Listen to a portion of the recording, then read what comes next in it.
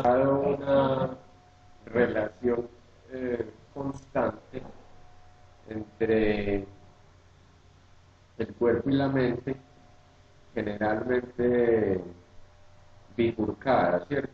Donde no nos apropiamos del cuerpo, tratamos el cuerpo como si fuera algo extraño a nosotros mismos, eh, bien porque separamos partes del mismo cuerpo o porque el cuerpo en general constituye como una especie de encarte, como una especie de eh, situación que fastidia o que incomoda en algún sentido.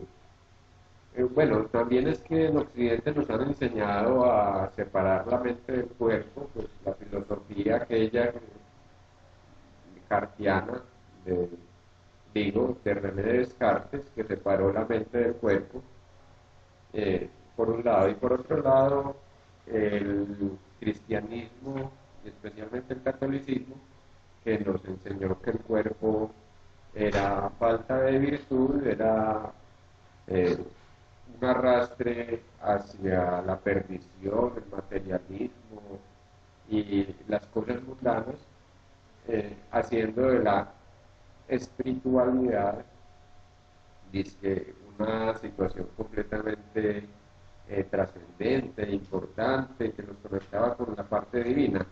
Pero aquí lo que queremos es precisamente que nos pensemos desde la dimensión de lo que somos en carne y en mente, ¿cierto?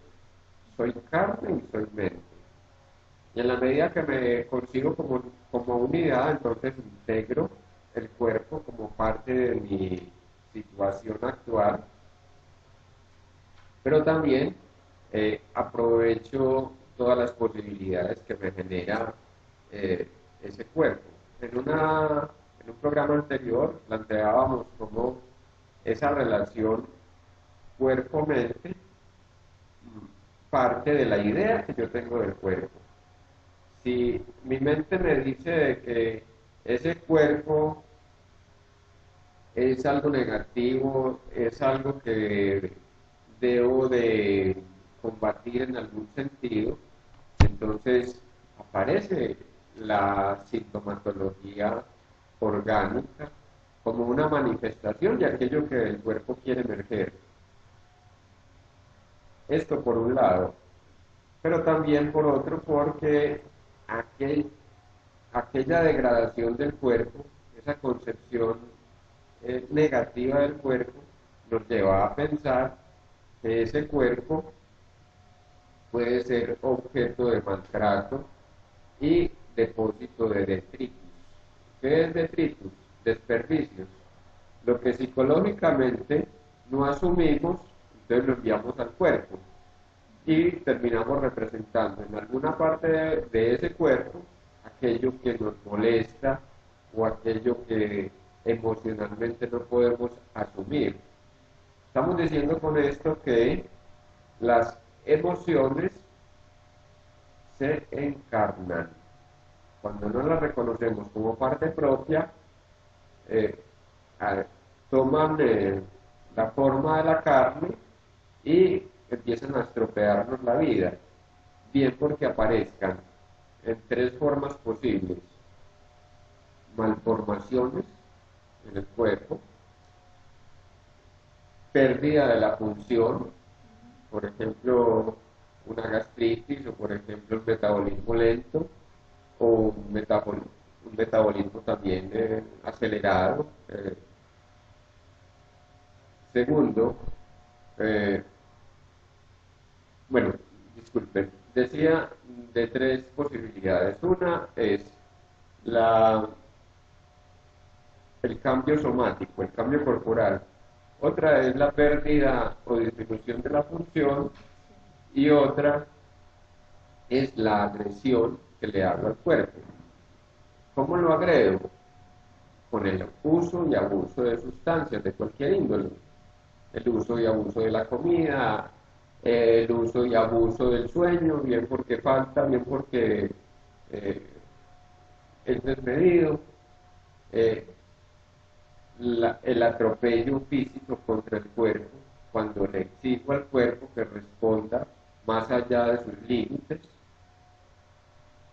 Pero también está la otra parte que es un abuso del cual no nos damos mucha cuenta y que surge a través de los accidentes. Surge inconscientemente. De tal manera que la persona saca el brazo y se da contra la esquina del dintel de la puerta o de la ventana. O levanta la cabeza y se da contra la esquina del aparador. Ahí tenemos que hay un atropello al cuerpo que está emergiendo y que pensamos que simplemente es una casualidad, un accidente. En la cocina nos ocurre muy frecuente que se nos resbala el cuchillo, eh, por machacar la carne nos damos en un dedo, Sí, cosas por el estilo. listo. En el libro usted habla de situar al sujeto en un contexto. Es decir, no hay un sujeto con una enfermedad, o bueno, usted me corregirá si de pronto no digo las palabras adecuadas, sino que el sujeto está en un contexto donde tiene unas situaciones que a veces no comprende o no sabe cómo resolver y las transforma o las transfiere al cuerpo como enfermedad. Exacto. Pero en la contextualización hablaríamos de la cercanía entre el sujeto eh, y el contexto. ¿A qué me refiero? El compromiso emocional que el sujeto o el enfermo en particular, el ser humano, tiene con el entorno. Eh, ¿A qué se refiere ese compromiso? A unas deudas. Sí, ¿Qué tipo de deudas diría uno? Pues entonces está la deuda moral, que sería la deuda de la culpa, está la deuda de gratitud con la familia. sí, Volvamos un poco atrás. La deuda moral. moral me dice, tengo que sufrir. Y a través de mis dolores, de mis sufrimientos, pagar las culpas por la transgresión o por haberme atrevido a pensar cosas que no debía pensar, ¿cierto? Muchas veces esos pensamientos son inconscientes y se refieren a deseos muy prohibidos. Entrémonos un poquito ahí.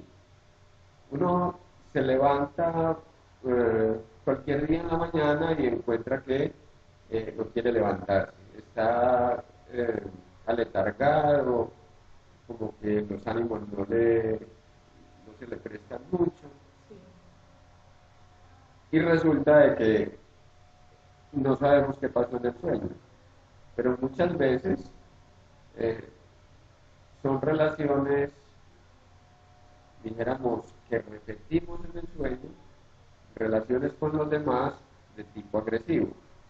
Entonces, si yo me paso la noche, por ejemplo, corriéndole a un peligro, que siento que algo me persigue, o yo creo que tengo una rabia y no la reconozco conscientemente, esa rabia emerge en el sueño y entonces me paso agrediendo a quien me ha proporcionado o me ha impuesto el asunto que me despierta la hostilidad. Entonces, al otro día es normal que amanezca cansado, pero con una desventaja, esto es hay que aclararlo, una desventaja enorme, y es que tomamos en el lugar de nosotros al otro, y en el lugar del otro a nosotros. nos confundimos. Nos confundimos internamente. Imagino que estoy atacando, eh, demos por caso, al hijo que no quiere obedecer, o atacando a la madre que, en el caso del niño, me apagó el televisor. Sí, ¿Cierto? Luego, al atacarla en el sueño, aparece el cansancio y el estado físico como si ese ataque lo sufriera yo en el cuerpo. Es paradójico. Ataco al otro en la fantasía y lo siento yo en mi propio cuerpo. Entonces surge un dolor que me va a representar eso que ha sido el ataque que tuve contra el otro. Sí, Entonces decíamos, la deuda de la culpa, la que, que es una deuda moral, la deuda de gratitud con la familia, sí, que es una deuda que nos confunde y se transforma muchas veces en deuda eh, culposa. ¿En qué sentido? En el sentido de que esa deuda aparece como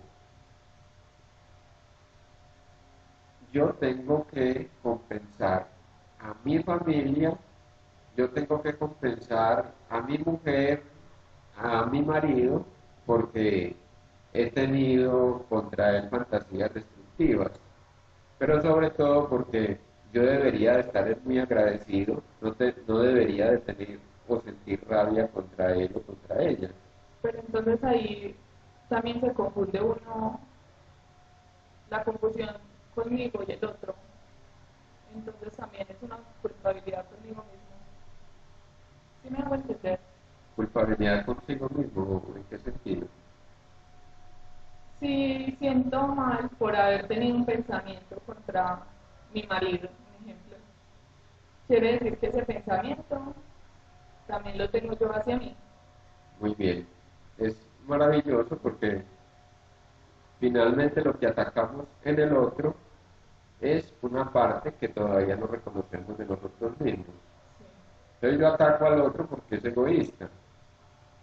Y resulta de que es que lo que no tolero del otro es en realidad algo que él me está devolviendo de mi propio egoísmo.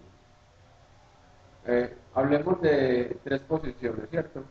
Una es, eh, soy egoísta y acepto que soy egoísta sí, y que no tengo, pues, no, es que yo estoy en defensa de mis propios intereses, deseos y lo que quiero en la vida, ¿cierto? ajá, Diría uno. Y ahí, pues, de pronto no haya tanto problema. La otra posición es, eh, soy egoísta, pero no puedo aceptar que yo sea egoísta, porque siempre me estoy comportando tratando de negar eso. Es decir, dando a entenderle al otro de que yo soy demasiado virtuoso, sí, de que todo lo entrego, de que tengo una generosidad eh, de arrojo, de entrega constante. Pero resulta de que es una máscara, ¿cierto? Es una manera de esconder. No es que estemos, oígase bien, no es la posición de enjuiciar estas posiciones, sino que estamos hablando de los procesos psíquicos, cómo se dan los procesos psíquicos y qué es lo que pasa con nosotros. De alguna manera, este programa es para que nos pensemos a través de los mecanismos que a todos nos atraviesan. Valga decir de paso de que no se trata de mis problemas, se trata de los problemas de la humanidad que yo también tengo que resolver. Los mismos problemas que han vivido otras generaciones los vivimos nosotros. sí, Ahora, igual que la gente de la China, de la Cochinchina, lo que ustedes quieran, cualquier persona del mundo tiene que enfrentar de una u otra manera estos mismos problemas que estamos diciendo. Entonces, adentrarse en sí mismo significa reconocerse primero en las condiciones individuales, pero a la vez es muy hermoso el asunto porque uno finalmente termina por reencontrarse con la especie. Si a los demás les pasa, a mí, ¿por qué no? Yo no, ni soy persona excepcional, ni soy gran virtuoso, no. Soy un individuo más de la humanidad que tiene que enfrentar dificultades como como las tiene que enfrentar todo el mundo, y lo que me hace virtuoso, fíjese bien, lo que me hace virtuoso es el reconocimiento de mis debilidades. Porque las debilidades son precisamente la cantera para la construcción de nuestras fortalezas. Es gracias a que entendemos nuestras debilidades que edificamos fortalezas. Entonces, estamos diciendo con esto de que no es enrostrarle a la humanidad sus límites, tampoco es hacer sentir mal a nadie, sino que nos reconozcamos en esos mecanismos. Volvamos entonces, estábamos en el punto donde decíamos de que yo pienso que es el otro, Sí. el que es egoísta, y lo ataco. Luego, en el ataque, pues lo que hago es profundizar una problemática y digo que el problema es del otro, el otro es el egoísta, pero por donde quiera que paso por el mundo, me encuentro personas que tienen las mismas formas de frecuencia que la mía. Es decir, encuentro personas, hablamos de frecuencia en el sentido psicológico, ¿cierto? Y es que si yo estoy vibrando en la idea, el mundo está lleno de una partida de egoístas. Sí. Entonces, por donde quiera que pase, me voy a encontrar a alguien que me va a confirmar mi tesis, ¿cierto? Sí. Entonces, conozco una persona nueva, me muestra el egoísmo. Conozco o me arrimo más bien a una persona que ya conozco hace tiempo, pero entonces le encuentro ese sesgo ahí, pero es que es un egoísta, pero ¿cómo es que puede ser tan egoísta? E interpreto cosas de acuerdo a lo que a mí me permite, fíjate bien, lo que a mí me permite mantener la tesis de que el mundo está lleno de egoístas. Entonces, ¿esto a qué nos lleva? A pensar que no hay redención para el ser humano, que el ser humano, eh, sea cualquiera que se me arrime, con cualquiera con el cual me relacione, Sí. es despreciable. ¿Por qué? Porque tiene esa cualidad que a mí no me gusta. Y la tercera posición, hablábamos de tres posiciones. La una es que la reconozco, la otra es la niego y la pongo afuera, que es la mayoría de las veces, en la mayoría de los casos. Ajá. Y la otra posición es, me reconozco a mí como un gran egoísta, eh, y empiezo a saber qué hacer con eso. ¿Cuál es la diferencia con la primera forma de reconocimiento? Que me conduzco por el mundo como un cínico, sin saber hasta dónde me llevan las consecuencias de ser un egoísta o de comportarme dentro de la virtud, entre comillas, de ser egoísta. La tercera posición es que ya dándome cuenta de mi egoísmo, empiezo a entender de que el derecho del otro, el derecho del otro me pone límite.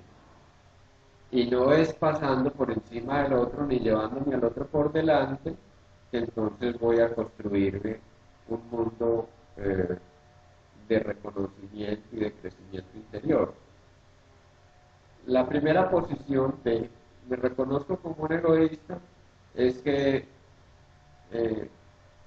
he dicho, miren la posición. En la primera situación es, el mundo está lleno de egoístas, por tanto yo tengo derecho a ser un egoísta. Ajá. Y como el mundo está lleno de egoístas, entonces pasemos en la posición de ser una especie de salvajes sin consideración con los otros, porque a mí también me tratan por fuera de toda consideración. Sí. La segunda posición es, yo soy demasiado considerado con los demás en negación del egoísmo, ¿cierto? Y la tercera posición es, reconozco mi deseo y en reconocimiento del otro a través de mí mismo. O sea, también es importante aclarar que la tercera posición de la conciencia sobre mi propio egoísmo es, por ejemplo, eh, tratar al otro en virtud de lo que me representa, ¿cierto? Pero positivamente, no en virtud de lo que yo también rechazo en mí mismo.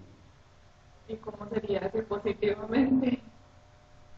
Ese positivamente es que si yo reconozco mi feminidad, Ujú. entonces no tengo que andar tratando a las mujeres de manera despótica, ¿cierto? Porque ya reconocí que yo también soy mujer. Ah, parte femenino, parte masculino. Exacto. Esa conjugación allí que nos permite también integrarnos con ese componente eh, que va de la conservación a la creación. Bueno, entonces, una buena manera o qué otra manera hay para identificar de pronto esos puntos sensibles que cuando nos relacionamos con los demás, eh, es decir, no nos damos cuenta a veces de que somos egoístas, pero culpamos al otro. Entonces, digamos, una buena técnica o táctica sería lo que me produce malestar, mirar a ver si yo lo tengo, como si yo poseo esa cualidad, pues. A veces es complicadito este punto porque eh, es de aclarar de entrada de que una de las cosas que nos separan del otro es la reafirmación de mi propio yo. Si yo voy por el mundo reafirmando y diciendo es que yo soy así, o es que a mí me enseñaron a ser de esta manera y yo no sé ser de otra manera porque ya definitivamente eh, así voy a terminar la existencia. ¿Qué pasa? En un sentido me estoy diciendo y le estoy diciendo al otro, yo no voy a cambiar. Es decir, yo no voy a reevaluar nada de lo que significa mi existencia ni mi forma de actuar con los otros. Sí, Y eso trae como efecto de que eh, se separa de lo otro y del otro. Es decir, si yo soy así, si ya estoy terminado, pues entonces, ¿qué hago aquí? Si aquí vinimos a aprender, digo, tomamos esta existencia como una posibilidad de ser y vivirnos en la conciencia humana, ¿cierto? ujú, Eh, digamos de paso de que trabajamos bajo la consideración básica de que la vida tiene un sentido y una razón de ser, y es que somos un experimento del todo, somos un experimento del todo. Hablamos de la conciencia cósmica, la conciencia que nos creó y de la cual participamos. Esa conciencia tiene un experimento que somos nosotros. Ahí nos toca zafarnos y bajarnos de la cabalgadura del propio yo, dejar de decirle que somos el centro del universo para situarnos también. Miren, entonces, volviendo un poco a lo que decíamos ahora, darnos cuenta que somos simplemente humanos, ujú, que sí, no tengo virtud sino por lo que reconozco y transformo de mí mismo. sí, Esa es la verdadera virtud. La virtud no está en eh, apegarnos a posiciones, apegarnos a puntos de vista. No, ahí no hay ninguna virtud, ahí lo que hay es tontería. Es decir, que ahí vamos a, no importa dónde naciste, en qué familia, cómo viviste, la virtud y el valor lo vamos construyendo a medida de ir construyendo nuestro interior, construyéndonos nosotros mismos. Maravilloso. De eso se trata, de eso se trata. Si yo me reconozco a mí mismo, entonces le permito al otro también que se reconozca. Y ese es el gran aporte que yo le estoy haciendo al crecimiento de la conciencia humana y a lo que toca con mi entorno, ¿cierto?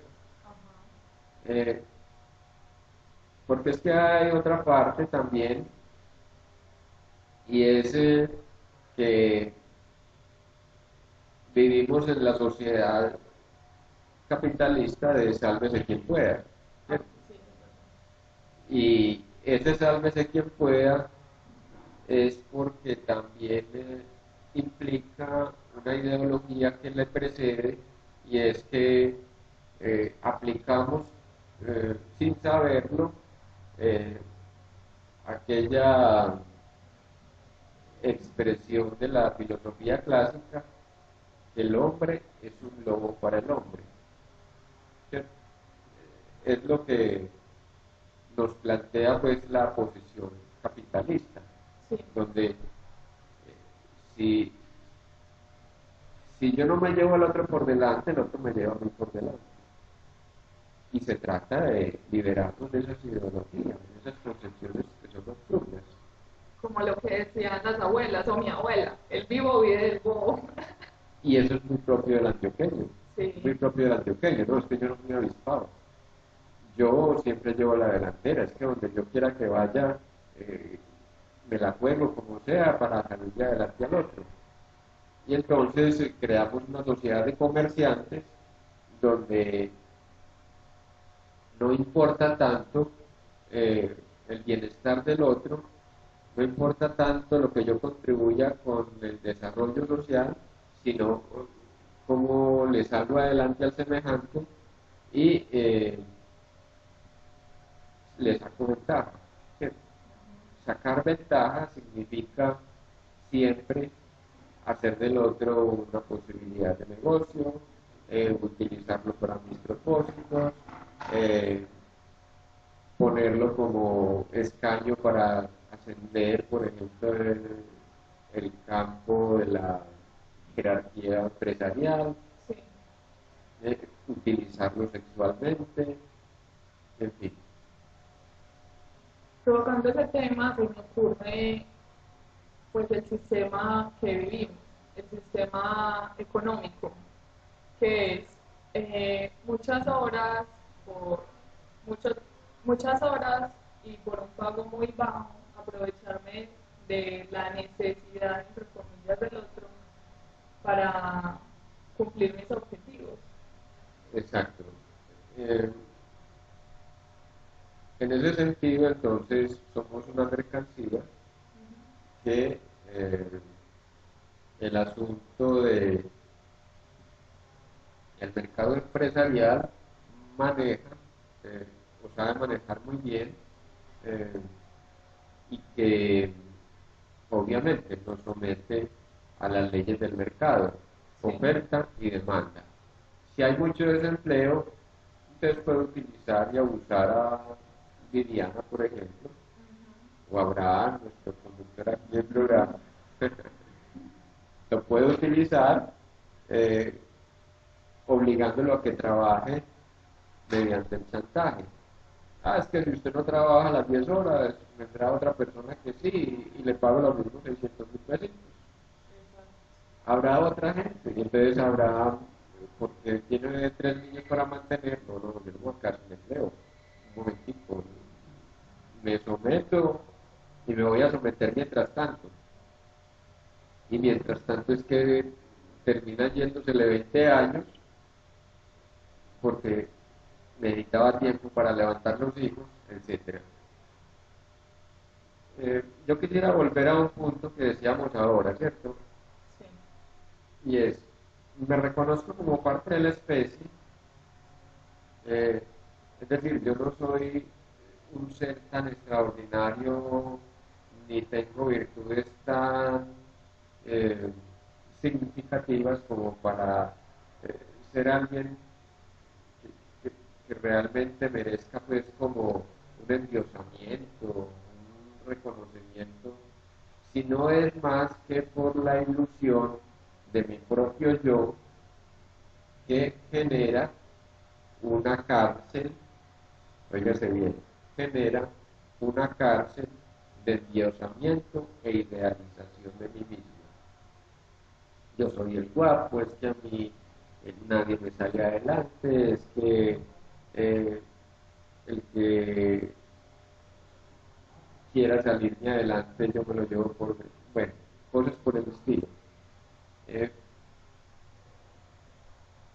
pero entonces decimos que es una cárcel porque precisamente intento mantener esa eh, supuesta virtud por las ventajas que me generan. Entonces tengo la idea permanentemente de que yo soy el guapo, que yo soy el inteligente, que yo soy el avesado, que yo soy el despabilado, ¿cierto? Me reconozco como parte de la humanidad, Sí. pero eso nos abre otra perspectiva que nombrábamos ahora y es, nos abre también el abanico de el todo. Miren, de la conciencia humana pasamos a la conciencia de pertenencia al todo, la- lo que hemos nombrado aquí como conciencia cósmica. Si yo me reconozco como parte del todo, entonces dejo de pensar o voy a dejar de lado la idea de que eh, tengo cualidades y virtudes especiales, ¿cierto? Pero también voy a dejar de pensar de que es que la humanidad es lo máximo, que hemos creado no sé cuánta tecnología y que el pensamiento humano está por encima del pensamiento de... No, no, no. Nosotros simplemente somos una variante, óigase bien, somos variantes de las formaciones materiales de la energía cósmica. En este sentido estamos diciendo, y es un concepto que quiero que empecemos a tener claro, y es que eh, desde la física cuántica eh, se encontró de que todo es energía, que los cuerpos son concentraciones de esa energía. Entonces, finalmente, las estrellas, los planetas, los asteroides, los satélites, nuestro planeta, las formas diferentes de vida, las formas diferentes de todo lo material que existe, son, oígase bien, son variaciones de una sola y misma energía, la energía cósmica. Y todo es susceptible de ser consciente. Todo es susceptible de ser consciente. Me refiero a cosas tan sencillas como lo que hacen los chamanes, ¿cierto? El chamán le cambia la molécula o la conexión molecular al agua, por ejemplo. De ahí una cosa que aplicamos en medicina y es el principio del placebo es la modificación que mi mente hace, fíjese bien, la modificación que mi mente hace de la sustancia. Yo me puedo tomar una aspirina para el dolor de cabeza, pero puedo tomar un terrón de azúcar y darle las virtudes de el ácido que contiene la aspirina. Entonces, eh, Eso lo estoy haciendo inconscientemente. El asunto del placebo funciona desde ahí. Voy donde el médico y como le creo al médico, entonces el médico me entrega el terroncito de azúcar que sustituyó por la pastilla y al tomármelo tengo el mismo efecto. ¿Pero por qué? Mi mente creó esa realidad. Somos chamanes también. Somos chamanes sin saberlo. Sí. Transformamos la virtud y la cualidad de cada cosa según nuestras expectativas, propósitos e intereses. Pero lo que pasa es que no nos hacemos dueños de esa capacidad mágica de que disponemos. ¿Cuál es la capacidad mágica? Finalmente es utilizar la conciencia. O la fe también podríamos decir. Eh, la fe es un concepto un poco arrevesado porque eh, según, según Agustín, que llaman Agustín de Hipona o San Agustín, que es uno de los grandes doctores de la iglesia, Sí.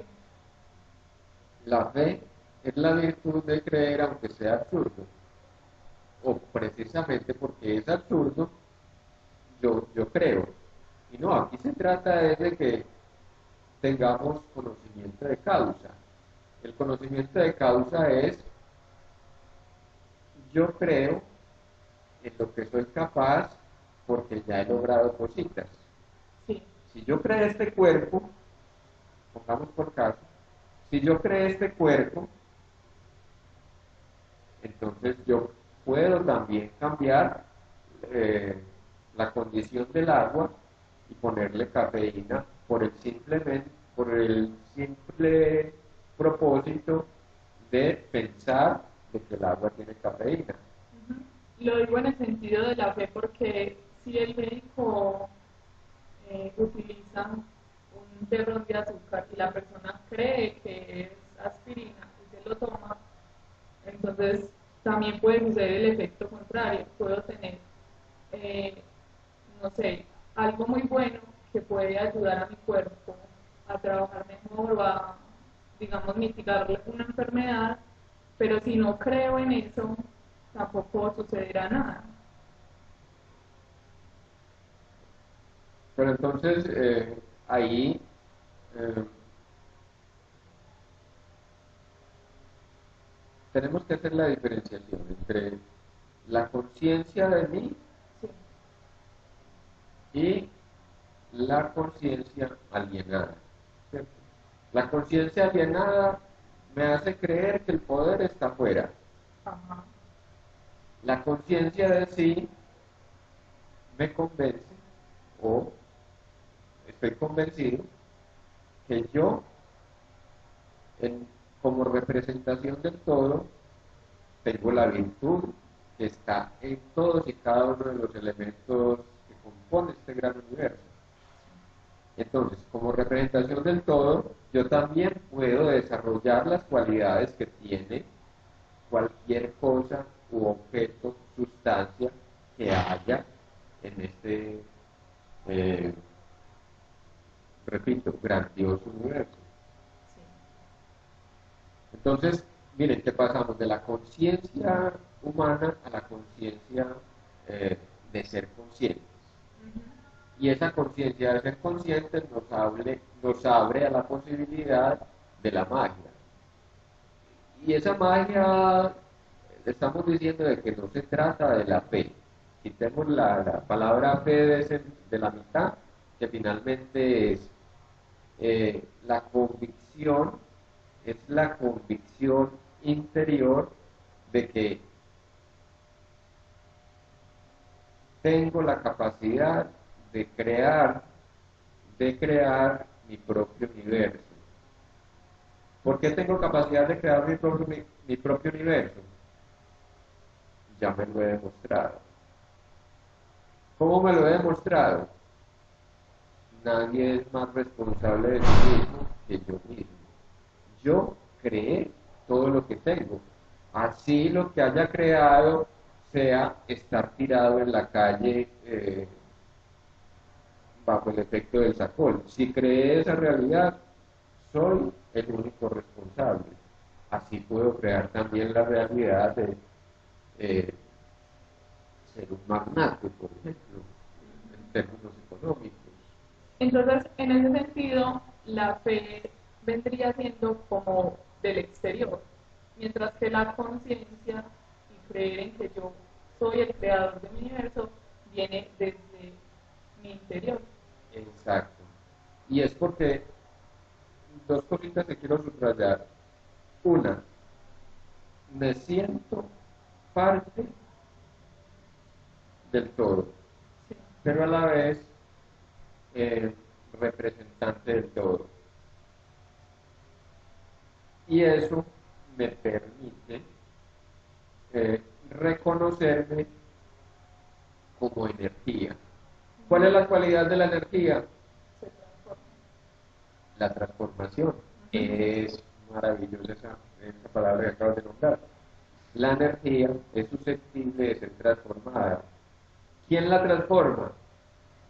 Quien tenga la voluntad y la capacidad para transformarla. ¿Cómo se transforma esa realidad?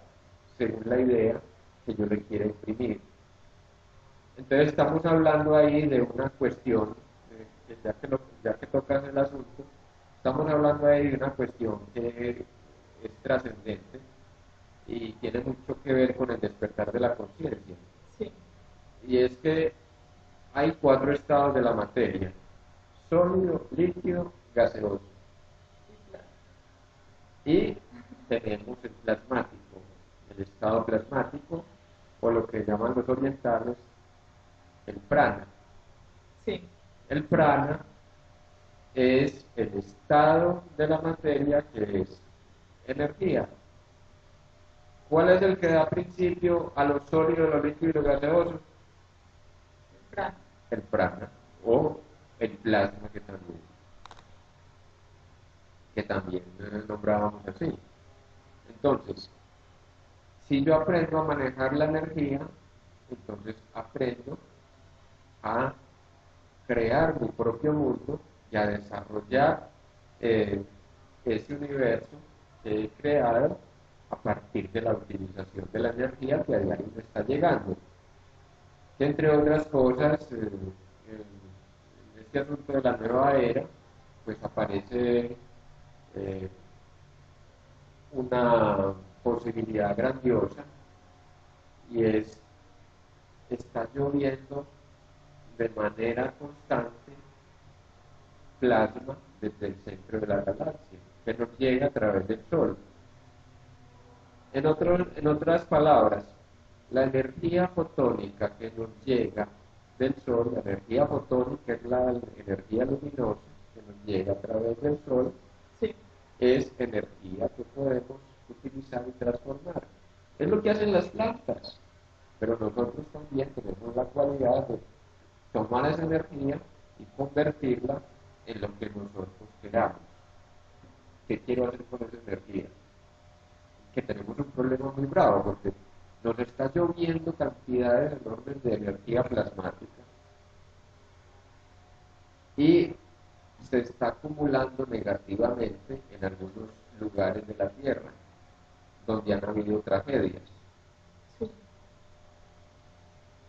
Si ustedes se van a cualquier lugar donde hay guerras, donde hay tragedias, donde hay movimientos telúricos, donde hay sequías, todo eso es en virtud de una energía que está llegando y que como no sabemos qué hacer con ella y estamos metidos en la idea de que este mundo está jodido y no hay nada que hacer con él, entonces la energía pránica o la energía plasmática que nos está llegando está siendo utilizada por nuestra propia conciencia trágica, oígase bien, nuestra propia conciencia trágica está incidiendo en las problemáticas que nosotros mismos estamos generando.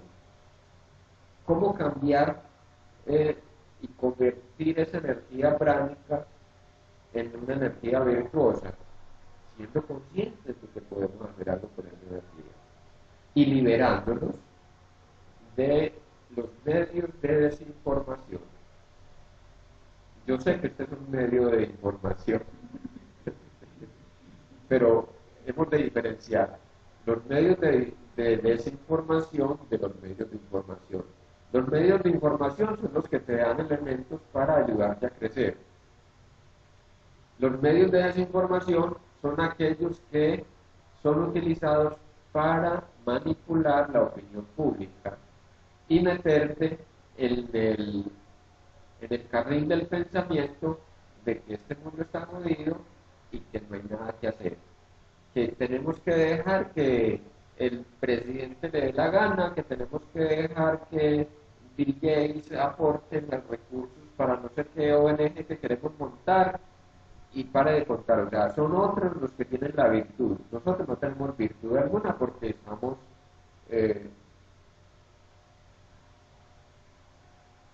ausentes de nuestra propia condición de ser creador o de seres creadores, ¿cierto?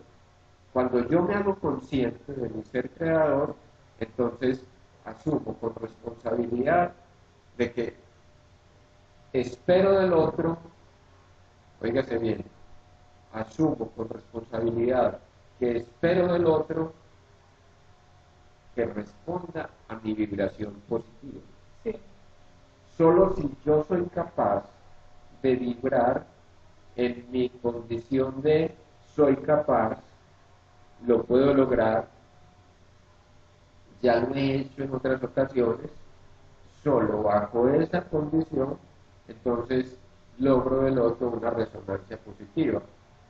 Pero imagínense, nosotros diciendo de que los magnates de este mundo son unos sinvergüenzas que utilizan la capacidad de trabajo de los otros, ya me metí en la lógica de ellos.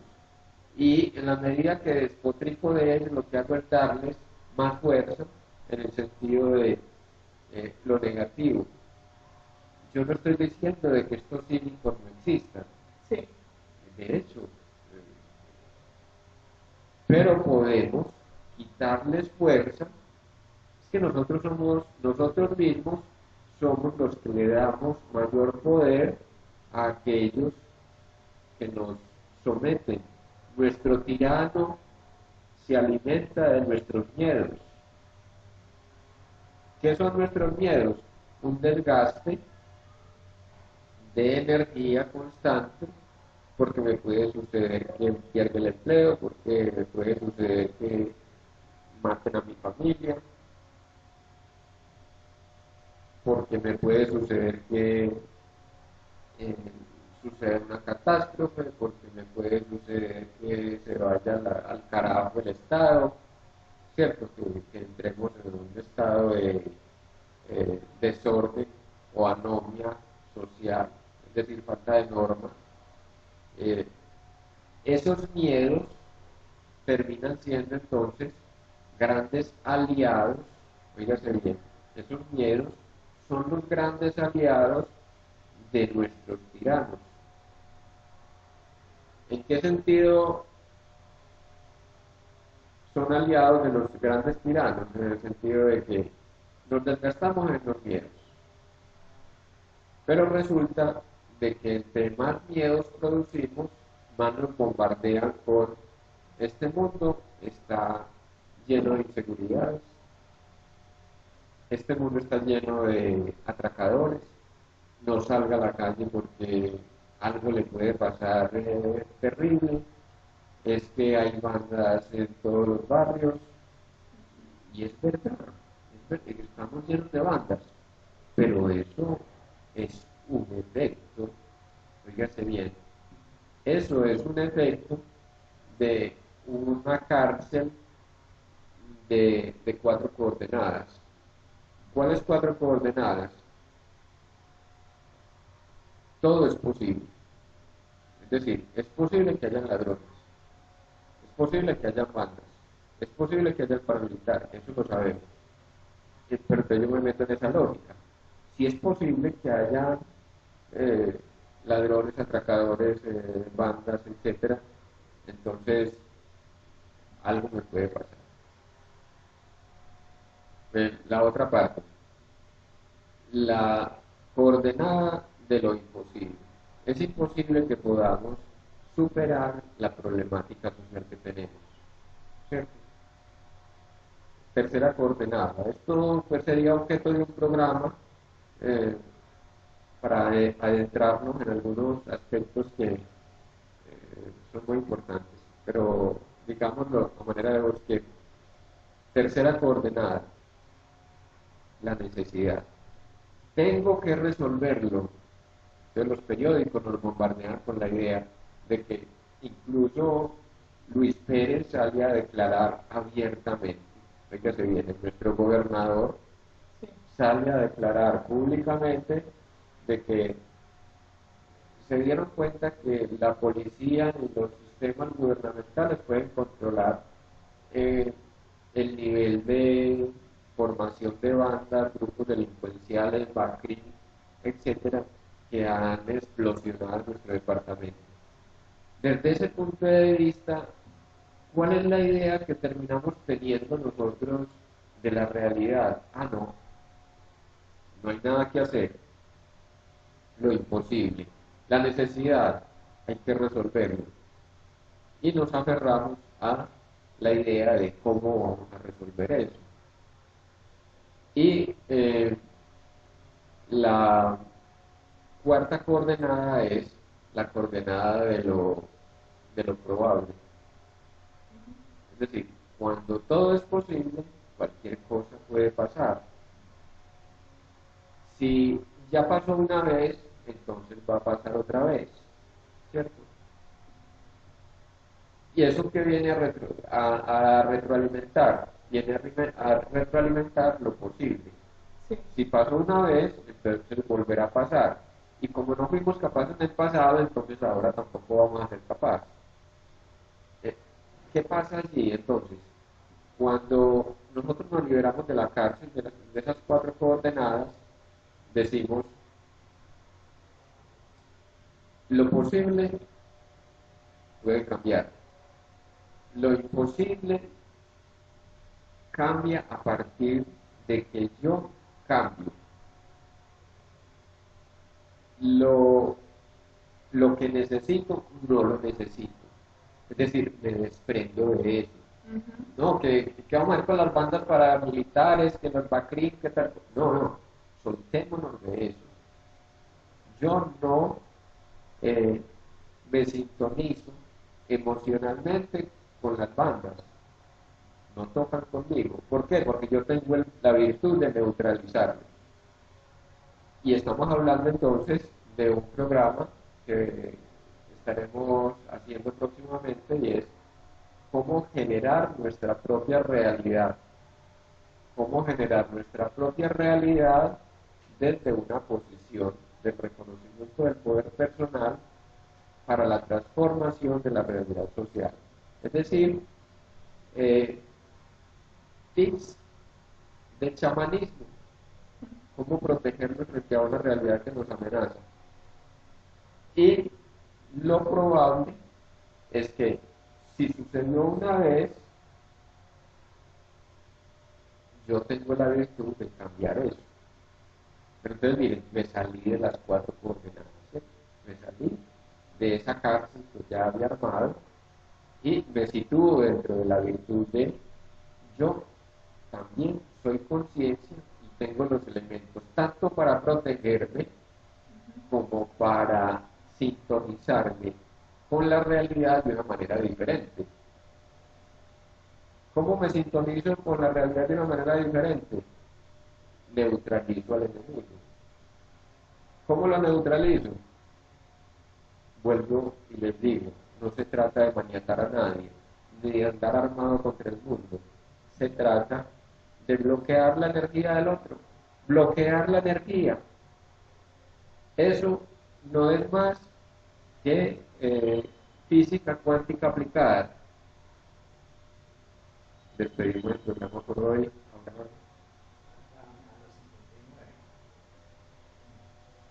ya.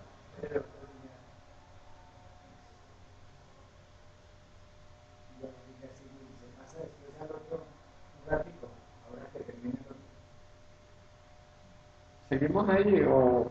Sí, Bueno, es decir, ya terminó, fíjate. no es más que física cuántica